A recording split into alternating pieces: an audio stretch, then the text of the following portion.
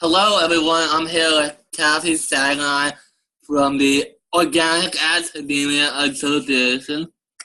How are you, Kathy? I'm doing good. How are you, Brian? I'm doing good. Thank you for being on my channel. Well, thanks for inviting me. You're welcome. So let's talk about a little bit about the Organic Acidemia Association and what's that all about. Well, the Organic Acidemia Association is a parent support group, nonprofit, and it was started back in the 1980s.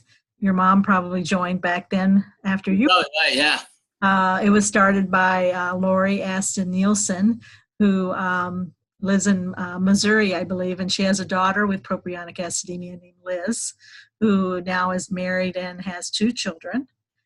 She passed it on to another PA mom, Elizabeth Webb Beyer, who is an attorney who turned it into a nonprofit 5013C. And then she passed it on in the early 90s to Carol Barton, who was Isolaveric mom. And then back in 1997 or 98 is when I took it over. So over 20 years, I have been the executive director. 20 years, that's a long time. Yeah. So we mainly started out doing the newsletter because that was before the internet. When I took it over, we still did the newsletter, but the internet was just starting out, and I wanted to get a website for OAA because I knew that there would be a much better way to connect parents together is through the internet, and that's what we still do now. And I'm sure you're glad that the internet is where it is today. Yes, because I've connected with a lot of families since then. So As do I. that's been my mission because it was pretty lonely out there when Melissa was born 30 years ago. I probably just knew 2 or 3 other families that lived here in Minnesota and didn't really have any way other than this newsletter to connect with other families. So I was happy when the internet kind of opened up. I know when I was first diagnosed, I think my parents only knew one other couple who had a kid with Propionic. That lived in the same town or same city? No, same hospital. Yeah. So, I was diagnosed, as you know, in at Children's Hospital. I was Philadelphia. Yeah. CHOP. Diagnosed late. So. Right. Well, Melissa was diagnosed at 3 or 4 days because she went into a coma, and so we were Did she also have a stroke? She did not have a stroke when she was born, but her ammonia level was over 2,000. Wow. So that's where a lot of her cognitive issues took place from having that high ammonia. But she was pretty, in the hospital a lot when she was a baby, and then was kind of stable as she, was going to school. A lot of in and out of the hospital though. But right. Gotten older is when some of the other issues like cardiomyopathy and the kidney problems have come into play. Does she have any issues with high ammonia now? No high ammonia now. No. I know I've been having issues that every now and again my ammonia will go high for no reason at all, and my doctors actually have no clue why. Very odd. Do you feel any different when you have high ammonia? I do. I feel extremely fatigued with whatever muscle I'm using, and also intense brain fog. Like I can't think straight.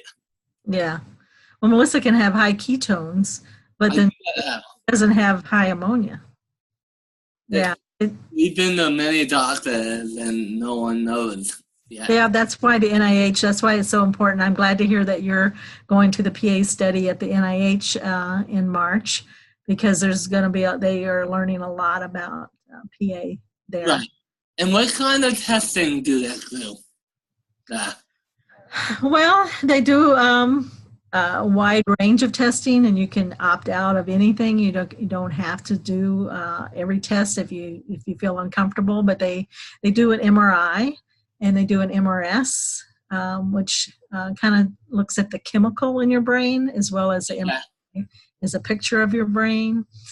They do X-rays of every bone in your body. Oh, wow. Every single bone in your body. It's really cool. Is this something that they do all at once, or is it each bone individually? It's each bone individually, but they do it all at the same time. So it's kind of a long appointment, maybe about an hour, where they'll take your hand and then your arm and then your leg and your feet, and I mean they have some equipment that they can do it fairly quick. So it's not too bad, but it can be long days with your patients, with your patients there. When I was talking to us, that it's 6 days, 5 hours a day, 6 hours a day. 5 days. Well, we went only for 3 days. Oh, yeah. So yeah. So I'm looking forward to it. Yeah, it'll be a good experience. It'll be a good experience. One thing I did want to ask is, Melissa's on the Propionic, right? She's on the Propionic too. Yes. How is her body? How is her body tolerant in that? Yeah, I mean that's her main nutrition, and she has a mixture of that with Duo-Cal and Pro-Free, and we mix milk and some Greek yogurt to that. So you do add it with milk? Skim milk. I know I do 2 cups of milk a day to my Propionic, because I was actually having, I'm allowed 56 grams of protein a day, and I was actually having issues getting enough, as crazy as that sounds. So do you eat a lot of solid foods? I do, but my body naturally doesn't like the foods that are really high in protein. Yeah, Melissa's that way too. Red meat. She eat popcorn. She likes popcorn, shrimp, and yeah. She'll eat that. Even like things like yogurt that are healthy, I just no. It rejects it. I find with the Propionic too, that when I drink it, it's like a half a meal for me. You know if that's the case for Melissa? Well, she drinks a whole bottle. At lunchtime, she'll either drink a whole bottle, or she'll use the little VitaFlow coolers. Have you ever tried the VitaFlow coolers? I did try them, and I was getting a stomach ache from them and went immediately back. You didn't like it? Well, she does. She drinks that at lunch. Okay. And then she actually she doesn't really drink. She'll do. She uses an NG tube. Okay. Yeah. For the rest of it. Okay. And she eats well by mouth? She will eat some things by mouth, but not enough. Right. Not a full-blown meal. Neither do I. No, I mean, she may eat, French fries, grilled cheese sandwiches, right. Hot dog. She likes hot dog without the bun. Now, have you had any issues getting the Propionic approved at all?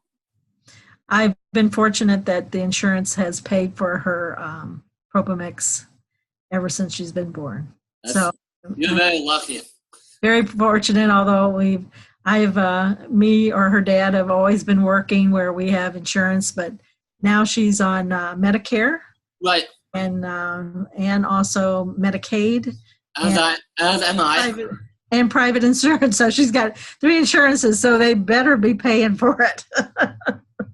Well, I thought of that too, but I've had my Medicaid and Medicare drop it on multiple occasions.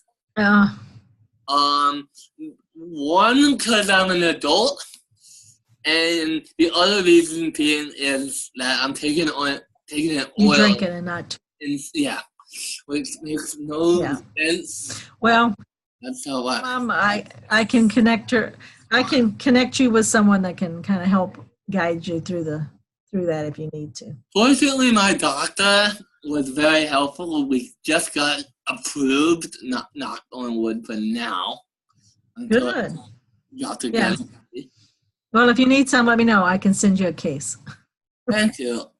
That's what the support group is all about. That's Right. another thing that the parents do.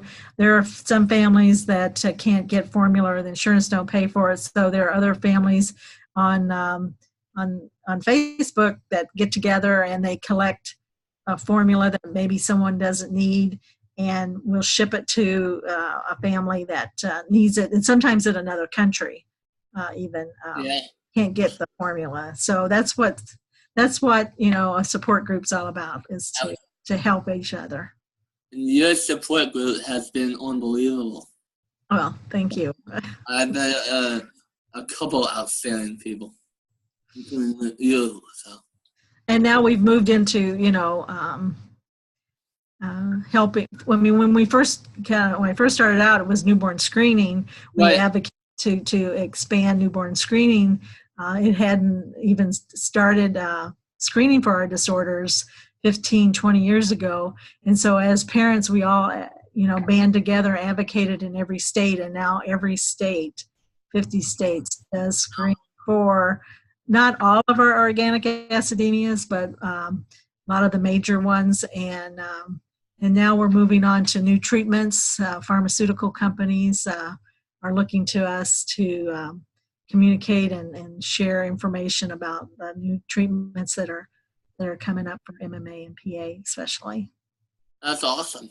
Now you also hold is it a conference once a year? Every other year. Every other year. Is that in Minnesota where you live, or random locations?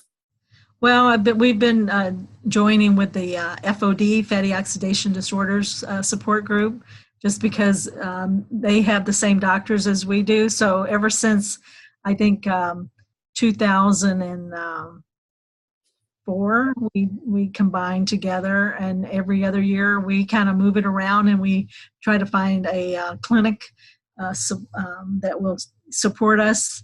And that's where we reach out to those doctors from the clinics to speak. And we haven't ever been to Philadelphia before, but we've been to Pittsburgh. Oh, okay. Before. We were actually here in Minneapolis last year. So we're trying to decide whether what we're going to do for next year. Yeah. And that's doctors, but also people who have the different acidemias, right? Well, right. I mean, the doctors come and speak about their research or about different topics, and then the parents come with their children, and then they get to connect with one another, and the children get to meet other children. We have childcare, we have some entertainment, and it's usually we had over 300 people here in Minneapolis last year. That's a lot. Wow. Oh. My plan is to one day hopefully go to one. Yes, that'd be great. Absolutely. I know my mom's been dying to meet you. Yeah. Do you have any questions for me?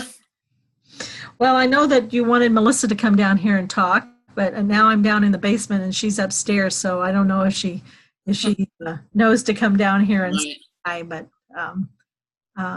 if you have any other questions for me about our OAA, I pretty much covered everything.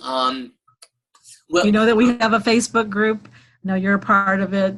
And we do if someone wanted to reach you, what are some of the contacts outside of Facebook? Well, OAA has a website, oaanews.org, and they can find my email address there, contact me. We have a questionnaire form for new families to complete so they can be added to our mailing list for our newsletter. We're going to have our next newsletter come out next month. And Dr. Vendetti has an article about some research he's been working on. And Yeah, and a lot of family stories. So definitely look for the newsletter coming up next month. Absolutely. So I think that's all I got. So thank you for being on the show, and it was good talking with you. It was good talking to you too. Take care. Bye. Bye.